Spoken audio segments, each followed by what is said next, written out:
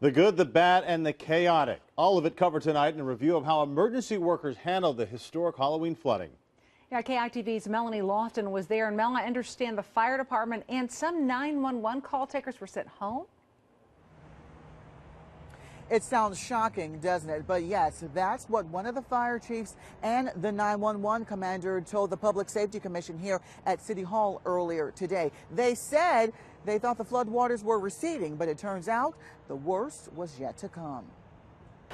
The water, the rescues, 911, do you need police, fire, EMS? and the calls.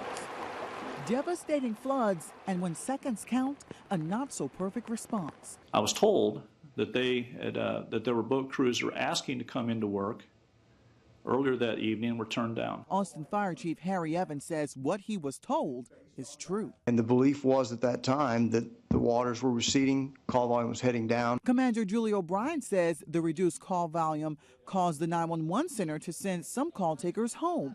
That was just hours before the worst of the flooding. We had 439 calls that came into APD 911 during the 6 a.m. to 7 a.m. hour. Normally at that time, they get 44 calls. O'Brien contends the extra call takers would have only helped a little. If every single one of our 911 consoles had been staffed in that 6 a.m. to 7 a.m. hour, we still would have been overwhelmed. Between midnight and 9 a.m., more than 200 calls were abandoned. And while more than 90% of calls are normally answered in 10 seconds, in that hour, only 12% were answered that quickly. O'Brien says they've learned from it and have already implemented changes, so when the next event happens, they'll be better prepared.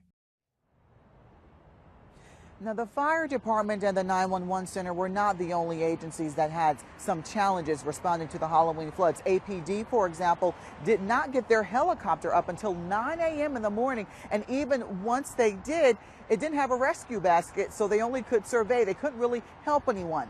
Well, APD has now since ordered a rescue basket. Live in downtown Austin, Melanie Lofton, KITV News.